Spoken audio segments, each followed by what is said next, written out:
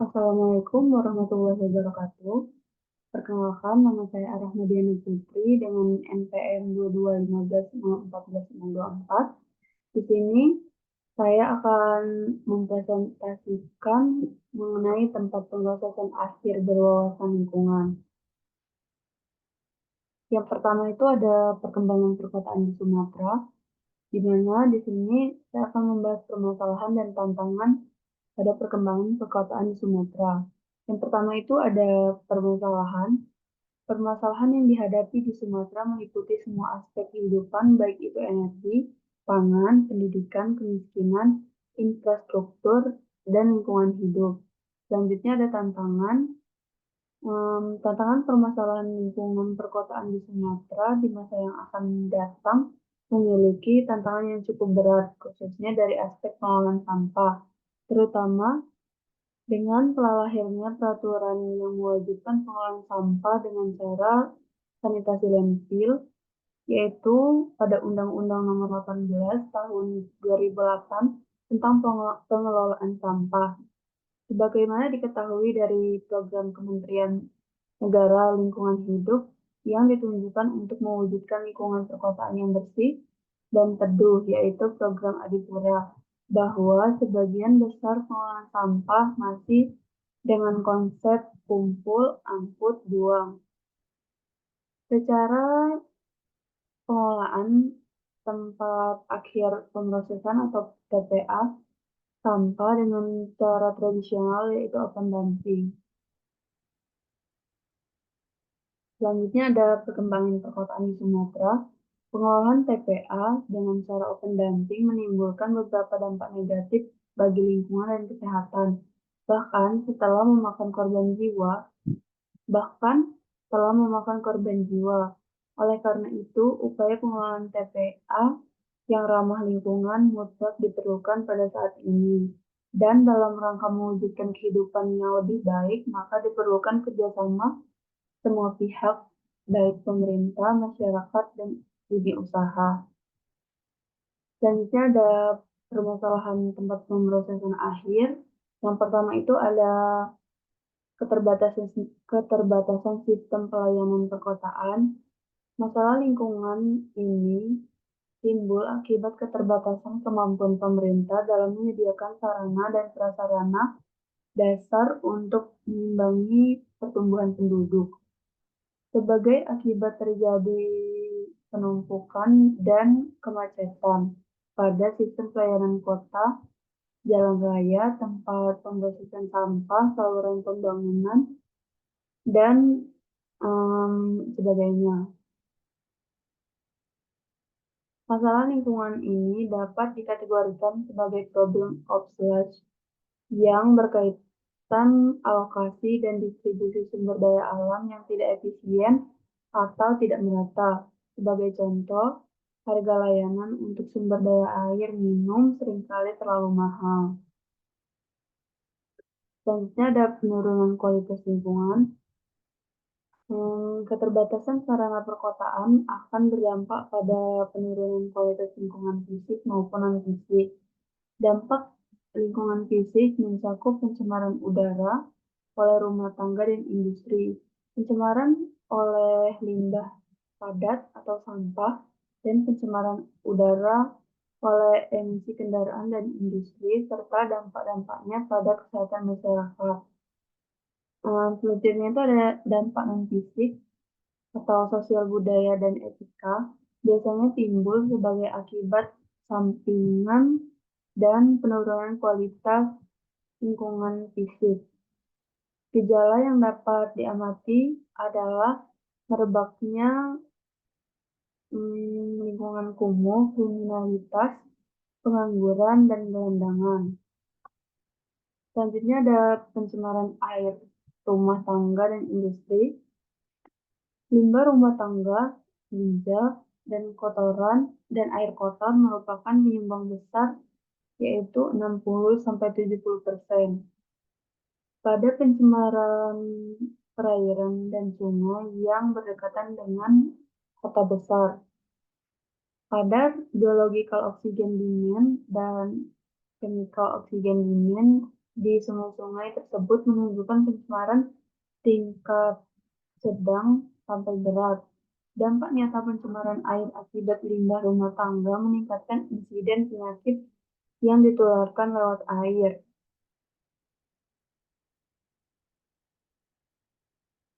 Selanjutnya ada limbah padat rumah tangga dan industri. Masalah limbah padat atau sampah diakibatkan oleh pertumbuhan konsumsi masyarakat dan limbah perkotaan yang melampaui daya dukung dan daya asimilasi alam. Produksi sampah rata-rata di Jakarta diperkirakan sekitar 6.600 ton per hari pada tahun 1991 dan tingkat pertumbuhan sekitar 6% per tahun. Itu menurut Anonymous tahun 1992. Pengelolaan sampah selama ini belum selesai dengan metode dan teknik pengelolaan sampah yang berwawasan lingkungan, sehingga lebih menimbulkan dampak negatif terhadap kesehatan masyarakat dan lingkungan. Di Surabaya diperkirakan sebesar 5% per tahun, menurut jika tahun 1992. Produksi sampah per kapital tahun 1992 berjumlah 704 gram per hari dan diperkirakan meningkat menjadi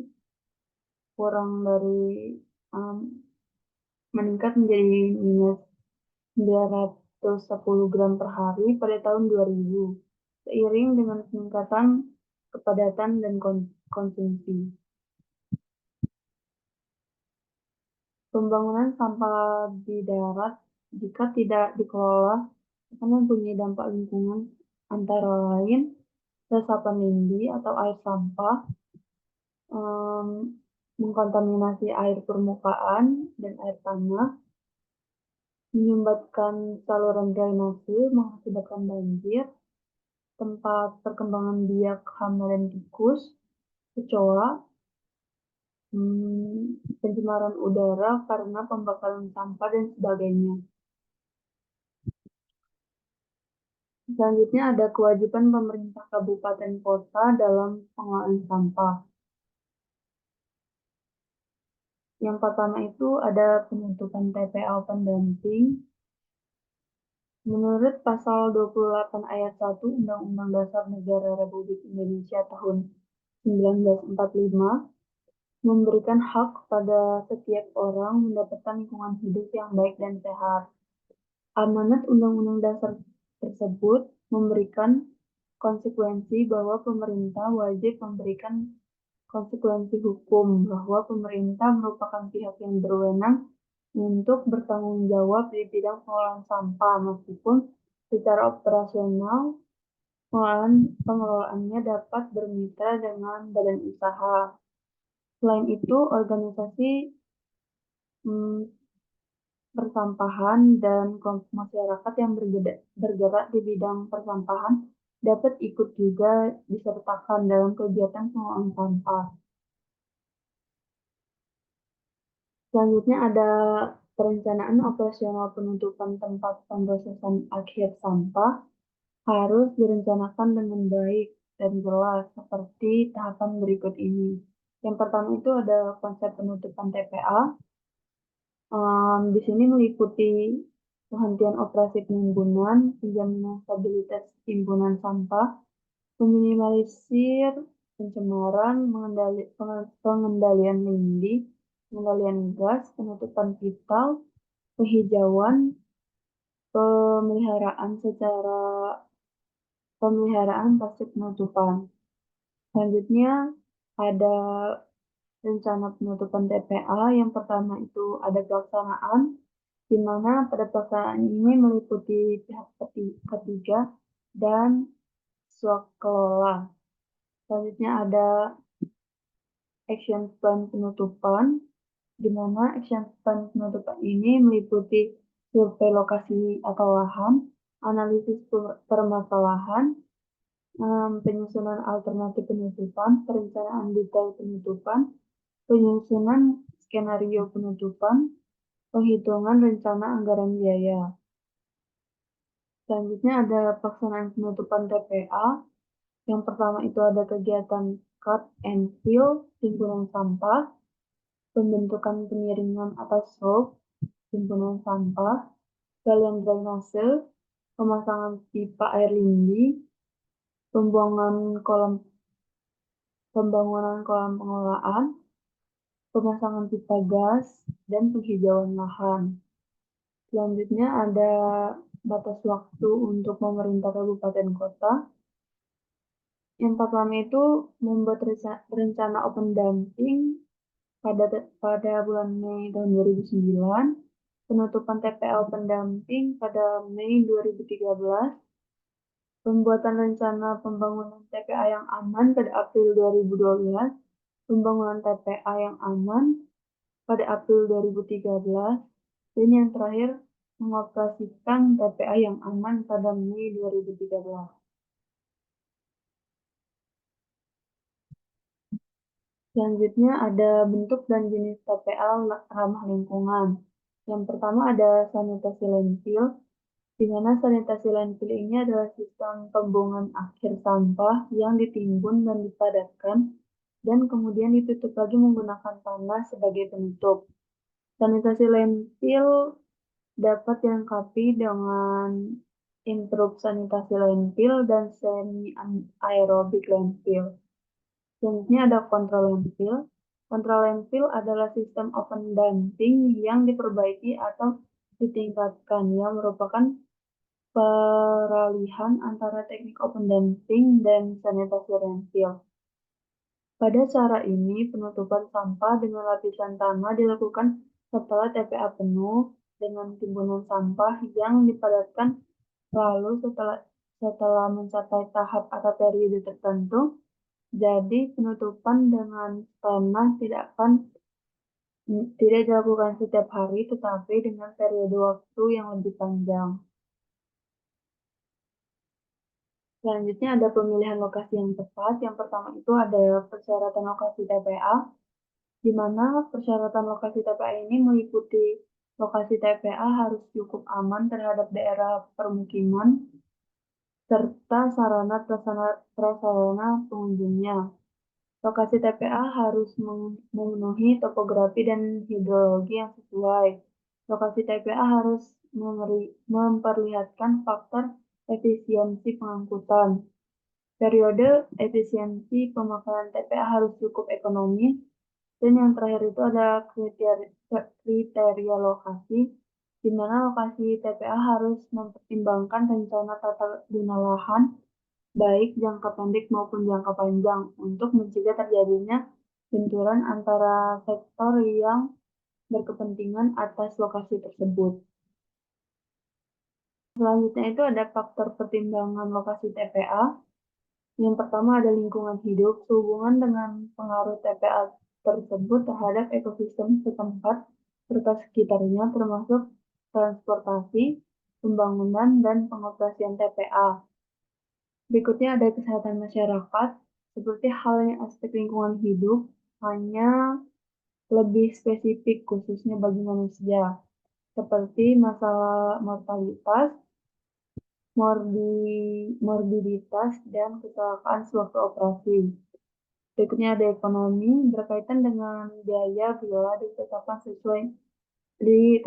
suatu lokasi yang telah dipilih, seperti biaya pembangunan, operasi, dan pemeliharaan. Selanjutnya ada sosial ekonomi. Hal ini terhubung dengan pengaruh ekonomi terhadap masyarakat yang ada di sekitar lokasi yang dipilih. Bila sarana tersebut dibangun dan digunakan, seperti kemungkinan terjadinya penurunan nilai hak milik yang berdekatan dengan lokasi TPA tersebut. Selanjutnya ada tanggapan masyarakat, hubungan dengan kemungkinan adanya penolakan masyarakat setempat terhadap penentuan lokasi tersebut untuk keperluan TPA. Aspek lain yang perlu dipertimbangkan adalah aspek politik serta peraturan yang berlaku baik nasional maupun regional. Selanjutnya ada proses pemilihan lokasi.